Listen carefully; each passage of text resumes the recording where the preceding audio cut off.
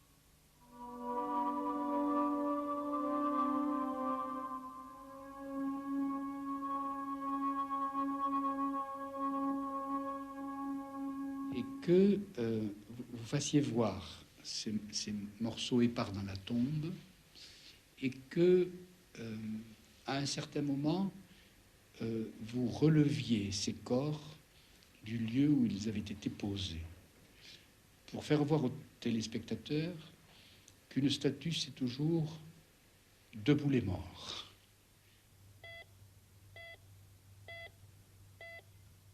Les archéologues français qui travaillaient sur le site de Délos ont filmé eux-mêmes l'opération chirurgicale par laquelle une statue enterrée pendant 2000 ans peut être remise debout.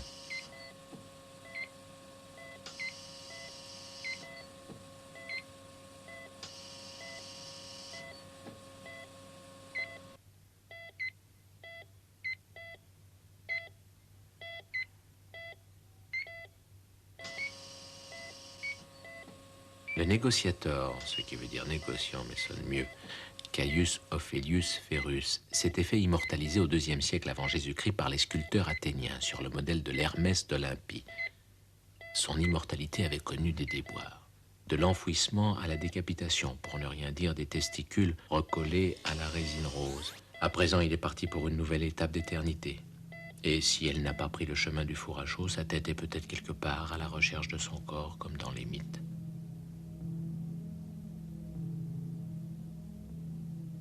Je crois profondément aux origines funéraires de la statuaire.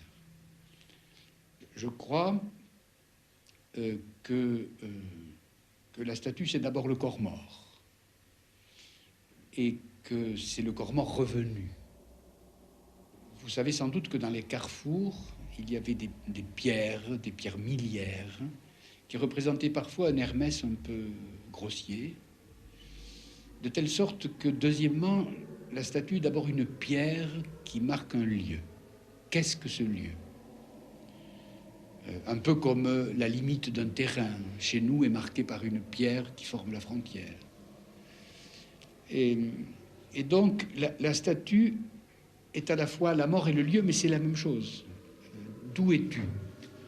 Je suis né à Athènes, ou je suis né dans un faubourg d'Athènes, mais qu'est-ce que ça veut dire là? Là, ça veut dire le lieu où mes ancêtres ont été inhumés. Savoir que la statue est à la fois le mort, mais aussi le lieu où il a été enterré. Les cariatides de l'acropole à l'origine n'étaient pas des mortes. Elles auraient pu le devenir une fois corrodées par l'effroyable pollution d'Athènes. Il a fallu, elles aussi, les faire bouger pour la première fois depuis leur enfance, les arracher à l'érectéion et les remplacer par des copies. By having sand dunes all the way up and coming down to perfect the line of the grooving, and eliminating the sand around it. These are techniques they really were taught by the Egyptians. はいはいはい行きますよ。ここにちゃんと三角の屋根があってあったのがちゃんとあ崩れったらて落ちちゃったわけね。トルコがいけないです。まあ攻めてきてあるね。 Il existait une statue de chouette sur l'acropole qui mesurait pratiquement 1 mètre de haut, donc une grosse statue de chouette. Le problème, c'est qu'on ne sait pas vraiment où elle était placée.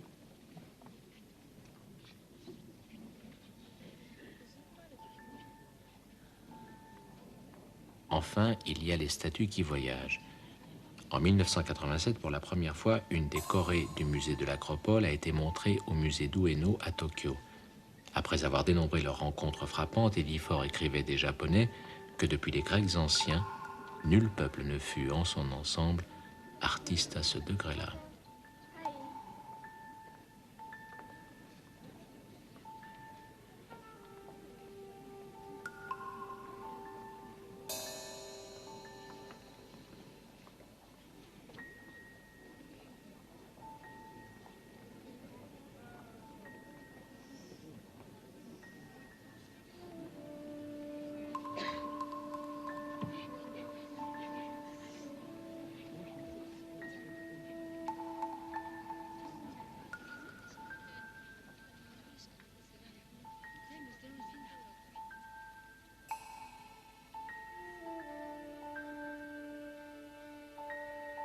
Mais attention, la surprise venait de la découverte des statues originales. Les copies, on les connaissait depuis longtemps.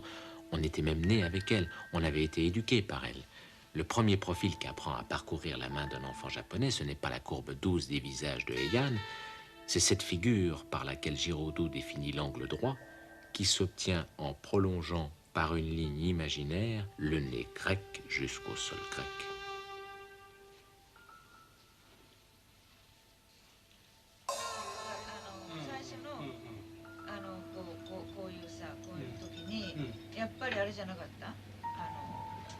スタチューじゃなかったよくどこの画材屋さんに行っても売ってないじゃない。でもみんな名前は知らないよ。エルメスとは知らないよ。エルメスとは知らないんだけど、だってエルメスっつってもさ、その頃誰も知らなくて、やっぱりエルメスっていう名前はなぜかみんな知ってるかというと、エルメスがあってくる日本では。上質な舌というのは、いわゆる上級志向、上質志向ということで考えてみますと、古典の新しさ、そういうものを追求していくのも伝統的な百貨店の一つの生き方でなかろうかと。新しい差を求めるために古典にもう一回焦点を当ててみました。そういう意味で原点を考えてみますと、ギリシャの彫刻にあるかなということで、これをモチーフにしたわけでございます。先生とギリシャの関わりはどういうものなんでしょうか。憧れというんでしょうか。憧れですか。L'érudit du XIXe siècle priait sur l'acropole. L'ignorant du XXe s'est recueilli dans cette ancienne usine électrique pas loin du Pirée. D'où venait cette adoration? Fallait-il qu'ils soient puissants, ces dieux grecs, pour innerver toute la planète comme un réseau d'agents secrets? Fallait-il qu'ils nous touchent au plexus même de la création? Au départ, il y a le chaos. Le chaos, c'est le vide, dans son sens originel. Et puis c'est aussi le chaos au sens où nous le disons, c'est-à-dire le fantastique mélange de tout, ce qu'on retrouvera d'ailleurs dans les philosophes présocratiques, chez Empédocle, etc. Bon. L'image des Grecs est qu'il y a un fond indicible du monde, chaotique, et que sur lequel règne une seule loi, c'est ce qu'ils appellent l'ananké, la nécessité. Il y a une nécessité. Et cette nécessité, c'est peut-être Anaximandre qui l'a le mieux exprimé dans un fragment, où il dit que c'est de là que vient la jeunesse des êtres, vers là aussi va leur destruction, parce qu'ils doivent apparaître et disparaître les uns après les autres pour payer la rançon de leur injustice. C'est une vue profondément pessimiste. C'est une vue suivant laquelle exister, c'est déjà être injuste. N'est-ce pas? C'est ce qui fait dire à Sophocle, à la fin d'une de ses tragédies, dans le chœur qui termine, je crois que c'est l'Oedipe Apollone, Une chose est la meilleure de toutes, ne pas être né. Et la seconde en ordre, the second best, comme on dirait en anglais, c'est une fois qu'on est né, mourir le plus tôt possible. C'est ça la vue grecque. C'est un monde chaotique sur lequel règne cette nécessité et où il y a aussi, comme monde que nous vivons, un cosmos, c'est-à-dire un ordre. Mais cet ordre repose sur un désordre fondamental. Et c'est une vue qui est aussi très moderne d'un certain point de vue. Enfin, je veux dire, le mieux de la physique et de la biologie contemporaine ne peuvent qu'aller dans cette direction. Il y a toutes sortes de phénomènes aujourd'hui qui peuvent expliquer que du chaos peut provenir une sorte d'harmonie et de régularité.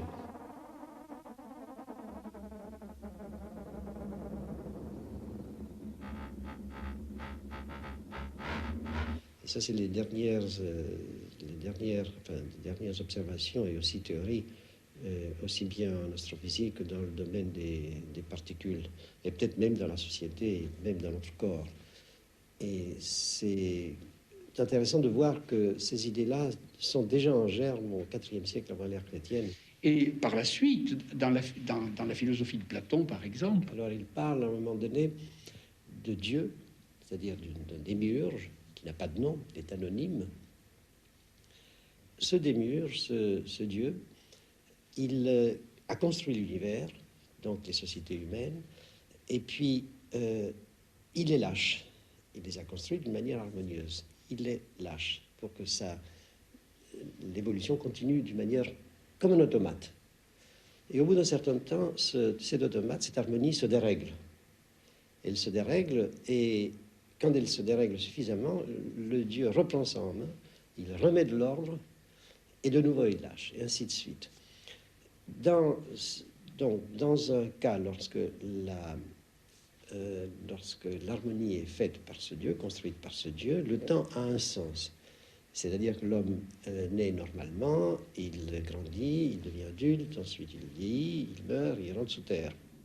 L'autre voie, c'est lorsqu'il reprend ça en main et qu'il donne de l'harmonie, c'est à l'envers. C'est-à-dire que ceux qui étaient morts ressortent de terre et ils vont vers l'enfance. Et ils disparaissent. C'est magnifique comme image. Et Platon était comme ça un mythomane, disons, génial.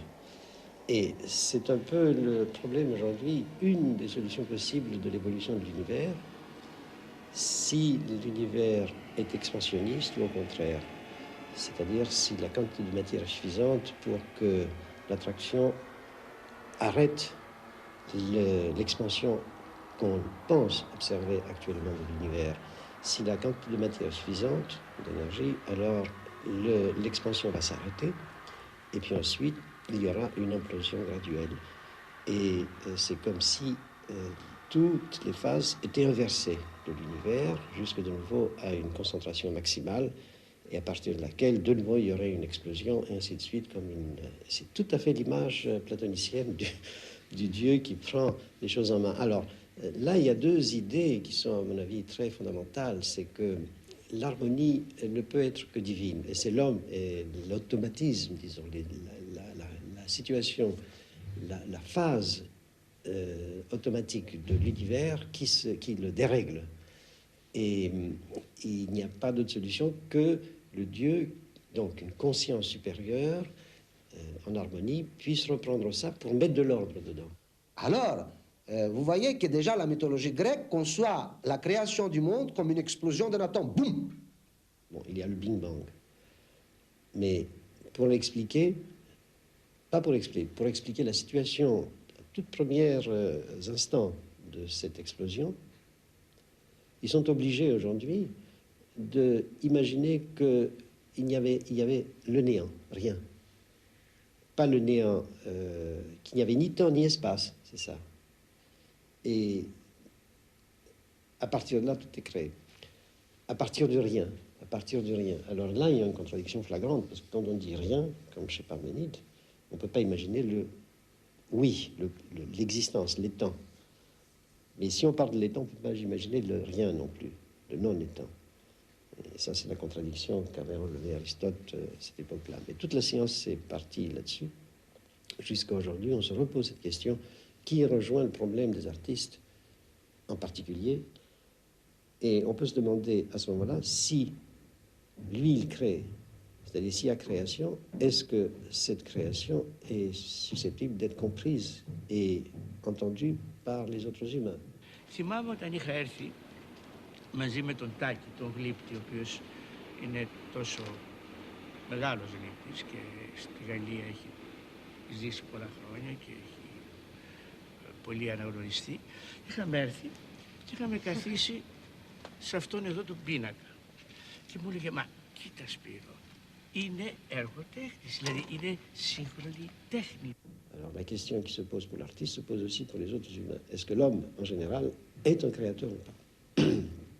À cette question, on peut répondre donc par l'astrophysique qui pose cette question sur le plan de l'univers, puisque si l'univers crée à partir de rien, ce qui est dans l'univers aussi peut se créer à partir de rien. Αυτός ο χώρος που βρισκόμαστε τώρα είναι ένα από τα πρώτα εργοστάσια παραγωγής ηλεκτρικού ρεύματος στην Ελλάδα.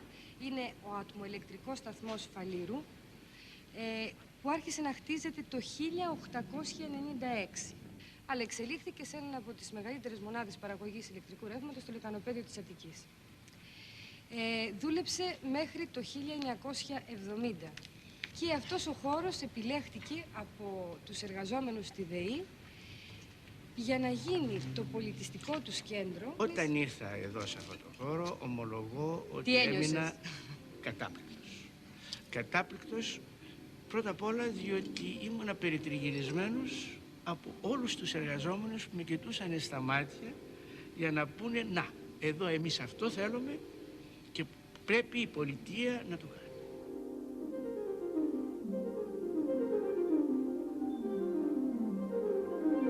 Εκείνο που θέλουμε είναι να παραμείνει ένα ζωντανό κύτταρο. Να δουλεύει 365 μέρες το χρόνο. Σίγουρα. Να είναι μια συνεχής ανταλλαγή απόψεων πάνω στην τέχνη. Et voilà tout le secret. Cette usine désaffectée pour laquelle Fouli Manelopoulos se bat comme une vraie héroïne grecque deviendrait un musée d'art moderne le plus extraordinaire des musées, où toutes les figures de la création seraient appelées à se rejoindre, où le trajet du chaos à l'œuvre serait perpétuellement accompli, sous le regard de machines monumentales qui y trôneraient comme des idoles. Idole. Idole. Belle question. Idole. Oui, il faut partir du début, c'est-à-dire il faut partir du terme grec qui est eidolon. Eidolon qui est un double, un fantôme, c'est-à-dire à la fois ce que sont les morts une fois qu'ils sont morts, leurs âmes, leurs psykai, qui sont des espèces de doubles de l'homme vivant. Petits doubles. Des petits doubles, des corpuscules, je dirais volontiers, des petits corps, qui sont aussi les images du rêve qui apparaissent sur la tête du dormeur et qui sont des choses réelles, et qui sont les apparitions que les dieux envoient des mortels, c'est-à-dire toujours des fantômes. Ça, c'est le sens primitif de eidolon, un double. Et puis alors, le terme va prendre, en particulier chez Platon, un sens beaucoup plus général, qui est celui d'image. D'image, c'est-à-dire quelque chose d'extraordinaire, puisque on les voit, on les a sous le nez, ça a l'air d'être du réel, et en réalité, ça n'existe pas. C'est à la semblance des choses, ce sont des faux semblants. Eidolon est chargé de signification négative, effectivement, c'est l'image, c'est ce qui s'oppose à idea, mais la racine est la même. Et savoir, oida, ça vient effectivement, je sais parce que j'ai vu. Et donc il y a cette espèce de intime lien entre le voir et le savoir. Et d'ailleurs, quand Platon représente le corps humain, il dit que tout le corps est comme une sorte d'appareil qui permet de déplacer la tête. Et la tête est le support des yeux. Et les yeux sont quelquefois le support de l'épouvante.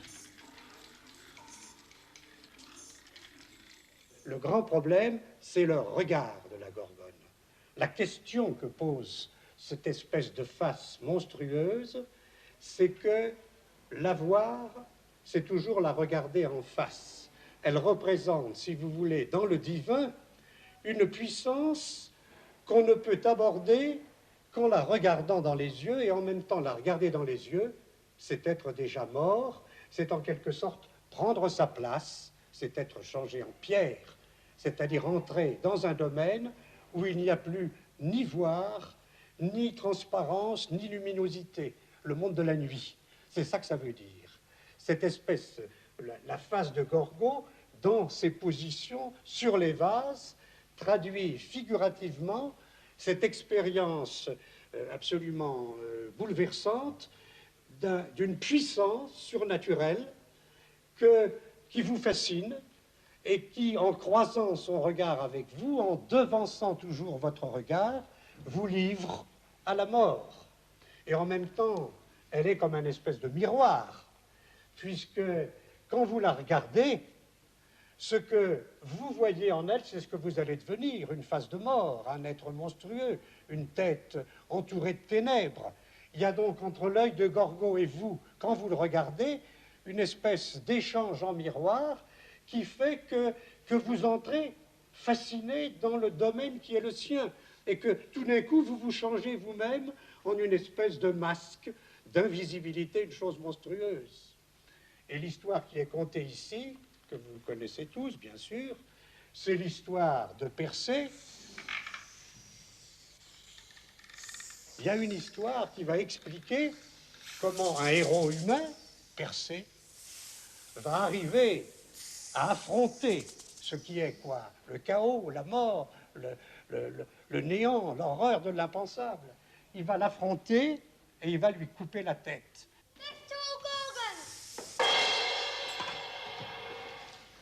So perish Medusa! Et en lui coupant la tête, en s'en rendant maître, d'une certaine façon, il va faire en sorte que la terreur que cette tête et ce regard mobilisent et suscitent, cette terreur, l'homme va pouvoir la détourner, soit contre ses ennemis en la mettant sur le bouclier, soit même dans un sens qui est celui du comique et du ridicule, en faisant des visages comme celui que vous voyez là.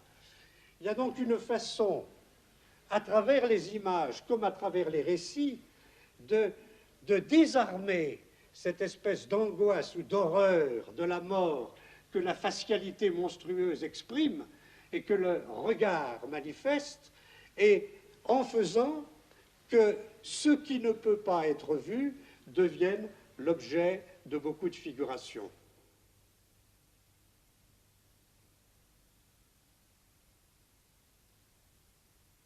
Figure-toi des hommes dans une demeure souterraine en forme de caverne, ayant sur toute sa largeur une entrée ouverte à la lumière. Ces hommes sont là depuis leur enfance, les jambes et le cou enchaînés, de sorte qu'ils ne peuvent bouger ni voir ailleurs que devant eux. La lumière leur vient d'un feu qui brûle assez loin derrière eux. Entre le feu et les prisonniers passe une route. Imagine que le long de cette route est construit un petit mur, pareil aux cloisons que les montreurs de marionnettes dressent devant eux, et au-dessus desquels ils montrent leurs merveilles. Je vois cela. Figure-toi maintenant le long de ce petit mur des hommes portant des objets de toutes sortes et des statuettes d'hommes et d'animaux. Un étrange tableau et d'étranges prisonniers. Penses-tu qu'ils aient jamais vu autre chose d'eux-mêmes et de leurs voisins que les ombres projetées par le feu sur la paroi de la caverne? Comment pourraient-ils? S'ils pouvaient s'entretenir ensemble, ne penses-tu pas qu'ils prendraient pour des objets réels les ombres qu'ils verraient? Nécessairement. Qu'on détache un de ces prisonniers, qu'on le force à se dresser, à lever les yeux sur la lumière, il s'ouvrira. Et si on l'arrache de sa caverne par force, si on ne le lâche pas avant de l'avoir traîné jusqu'à la lumière du soleil, ne se plaindra-t-il pas de ses violences? Et lorsqu'il sera parvenu à la lumière, pourra-t-il distinguer une seule des choses que nous appelons vraies? Il ne le pourra pas. En 1940, Simone Weil écrivait « Les cinémas parlants ressemblent assez à cette caverne ». Ce n'était pas un compliment. Pouvait-elle accepter que cet art inférieur exerce dans la caverne même le pouvoir de nier la caverne, de désarmer la gorgone, de se nouer au fil de la création humaine et de créer finalement ses propres mythes? Tu n'as rien vu à Hiroshima, rien.